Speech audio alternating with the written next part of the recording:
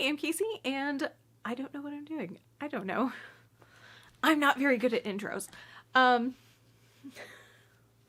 Today I thought it would be fun to do the mid-year freakout tag. I did this last year, and I remember it being a lot of fun. I haven't re-looked at any of the questions, so I have no idea what's coming up, so let's jump right in, I guess. I moved the camera and we're dealing with it. Okay, the first question in here is the best book you've read so far. Oh, this is hard. I know what I'm gonna put. I know what I'm gonna say. So I think I have to give this one to Don't Fear the Reaper by Stephen Graham Jones. I love this so much. I immediately went to reread it. I read it all in one sitting the day it came out. I listened to the audiobook for this and it was absolutely incredible. I think this is such an excellent sequel that really follows up with, I think, some of the criticism I saw around it, but also, like, it's just so great to see Jade a little bit more grown up, a little bit wiser and smarter, but also just being pulled right back down into the same shit she's dealt with. And then, because I can never stick to one book per prompt, I have to give a shout out to this one as well. This would be my second pick if I couldn't pick Don't Fear the Reaper. That's The Exorcist by William Peter Blatty. This just absolutely exceeded my expectations, and I was so fucking thrilled and delighted and creeped out and weirded out, and I think you can just really tell the especially listening to the audiobook, this is another one I listened to the audiobook for, that the narrator is the author, and you can tell how much he loved his own work and how much care and time he put into at least narrating the book. The next question I'm a little bitter about because it's the best sequel that I've read so far this year, and I think it still has to go to Don't Fear the Reaper. I mean, I literally just talked about how incredible of a sequel this was, so I don't see how I can say anything else. But let me try to find another sequel I've read. I don't think I've read many this year, so maybe I can find another one to talk about instead. Yes, truly, this has to go to Don't Fear the Reaper. The only other two sequels I have read this entire year have been Along the Saltwise Sea and Seasonal Fears, both of which I had pretty middle of the road feelings on, so I can't even classify them in the same realm as Don't Fear the Reaper. Ooh, the next question. I like this question. A new release you haven't read yet, but you really want to. Okay, I have one that immediately comes to mind, and I've already bought it, so I need to dig it out from my shelves real fast. So I thought of another one while I was pulling this out, so we'll talk about this one first, and that is The Salt Grows Heavy by Cassandra Khaw. I absolutely loved Nothing But Blackened Teeth. I know a lot of people hated it, but I really loved her writing, and so I really want to read her next novella here. And then the other one I thought of was Our Share of Night by Mariana Enriquez. I currently have this book. I have the audiobook from my library, so I should be getting into that one soon, and I'm hoping I can also get into this one sometime soon, because this one's calling to me, and so I really want to read this soon. The next question is most anticipated release for the second half of the year, and I cannot even think of anything getting released in the second half of this year, so let me look up a list real fast. Okay, I think I can technically put this one in the list because it's technically the second half of this year, and that has to be Silver Nitrate by Silvia Moreno Garcia. I love everything that I've read from this author, and I think that this one is a straight up horror from her, so I'm very excited to read it. The next question is your biggest disappointment of 2023 so far. Oh, I think I could list a number of these, so I will. So I'm only going to talk about two of the ones that I could, and I will say that I think the book I had the highest hopes for, that had the largest fall from my expectations to what I actually read, was The Death of Jane Lawrence by Caitlin Starling. I really loved this author's previous work, The Luminous Dead. It was one of the creepiest books I had read in a really long time. I really enjoyed it.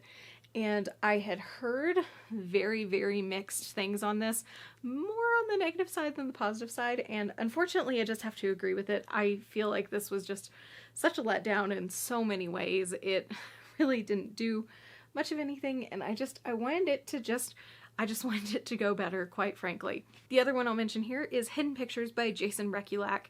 This one it is so far the worst book I've read in the entire year, and I had no hopes for it, and I absolutely fucking hated it. It's just transphobic. It's full of right-wing and fascist dog whistles. It's just obnoxious and heinous, and I have no idea why this won the Goodreads Best of Horror last year. I think it was a terrible book. It was a terrible, terrible, terrible, terrible, terrible book. The next question is your biggest surprise so far of the year. And not talking about The Exorcist, which I've already talked about and is just one of the biggest, most positive surprises I've had for the year. I think I need to mention The Fervor by Alma Katsu. This really surprised me for a couple reasons. Number one, I had previously read The Hunger by this author, and I didn't think it was that great. I found some things to be very disappointing in it, and I just didn't really connect with the characters or the setting, and I kind of wanted a little bit more from it if it was going to be a little bit more real world horror. I wanted it to be a little bit grittier if it was going to be a little more supernatural. I wanted it to lean into that a little more, but I don't think it did either particularly well. But The Fervor was absolutely such a step up, and I think I said this in my wrap up when I read this in January, but I think you can tell that there is an extreme difference for this author's writing when she was writing something that was really near and dear to her heart, like the Japanese internment in the United States during World War II and post World War II, and how much care and just love she poured into this book, because it was something that her family had dealt with, and how much it really meant to her, and what she felt about it, and the way she was able to put that into the story and weave these characters with something a little bit supernatural but also very real. It was so much better done. On a lot of the things that I had such a hard time with in The Hunger really succeeded in this one, and I grabbed it. Again, it was on the best of Goodreads. No words. It was on the Goodreads Best of Horror, and I really didn't have any hopes for this, because I just didn't think I was going to enjoy this author or anything else that she wrote, and I was so taken aback by how good it was, quite frankly, which sounds really pretentious and is such an assy thing to say, but it's very, it's very real to my feelings at the time, and I was very, very surprised in a very positive way by this. The next question is favorite new author, either debut or new to you, and I think I'm going to give this to, I think I'm going to say Claire Coda here. There were a number of authors I could have picked from, but the reason I'm picking Claire Coda is I read Woman Eating a few months back, and it has not left my mind. I've given other books by other authors a higher rating, but this one I think about all the time. I've recommended it several times. I think it was so incredible. It was very much a literary horror, but it was also very much still about vampires, and it was a giant metaphor for disordered eating and body dysmorphia, and I thought it was just so beautifully done.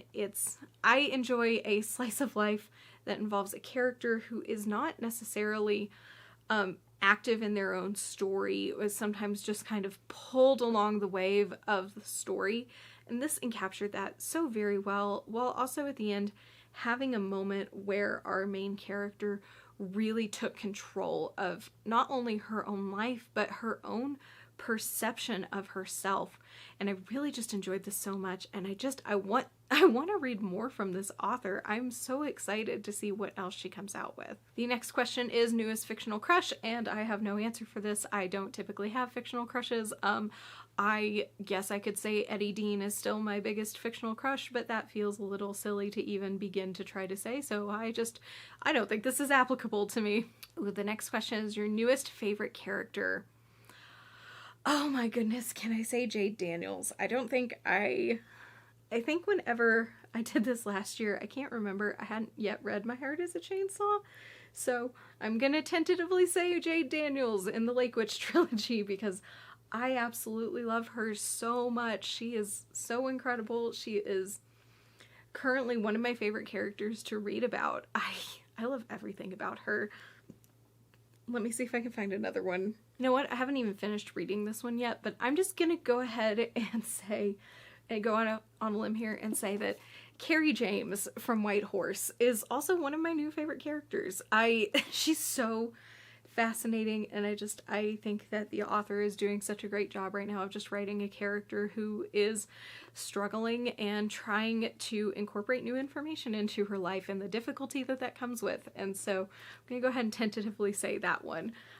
Still have 50% of the book left, so we'll see where that where those feelings lie whenever I get to the end. The next question is a book that made you cry, and I have to say The Mere Wife by Maria Davina Headley. This absolutely tore me apart. I was not expecting a lot from this, even though I had purchased the physical book, and it devastated me. I think that this encapsulated grief and paranoia and just the complicated nature of being a parent and wanting to protect your child and dealing with your own trauma and how that can negatively affect you and your child. It was absolutely incredible, and this is another book that I just think about all the time. It makes me tear up when I think about the ending of it. Ooh, the next question is a book that made you happy. Let me think about this. I'm gonna say Fina by Nino Cipri.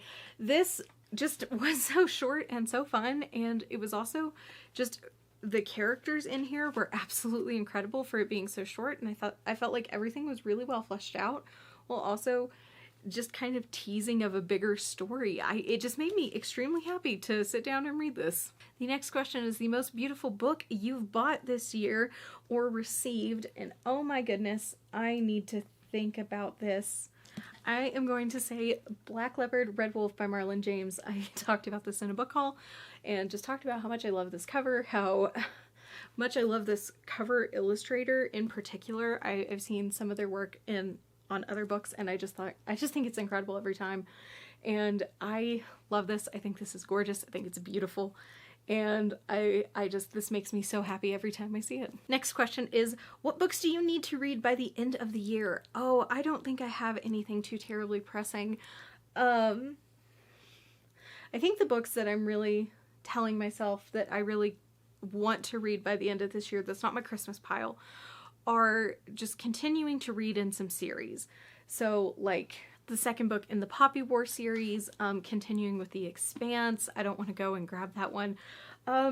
Yeah, I think those are primarily the ones that I'm really pushing myself to read before the end of the year, primarily because I don't want to just get stuck in the middle of the series, and I can already feel that I'm not prioritizing them very well, and if I don't make a point in the next maybe 3 months to read those, that I am going to still be stuck in the middle of those series, and I really don't want to. I would really love to wrap those up before the end of the year. The next question is favorite book to movie adaptation you've seen this year.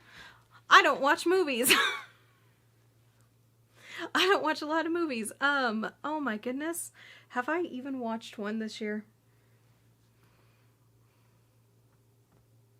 I really don't think I have. I'm sitting here just scraping my brain, and I don't think, I mean, I could sit here and I could say that, you know, on my third rewatch of Brand New Cherry Flavor, because that book was horrible. The show is not terribly much better, but it's a lot more fun. Yeah, I think I have to go with that. I don't think I've seen any other adaptation. Oh shit, that was the last question. Okay, ta-da! Mid-year freakout tag done. I hope you enjoyed watching this. I think that I rambled a bit and went on for quite some time, but yeah, there we go. Whatever. I don't know. All of a sudden I forgot how to do all of this. I hope you're having a wonderful day. Please feel free to do algorithm things if you'd like, comment, and subscribe. If not, I will see you again next Friday. Bye.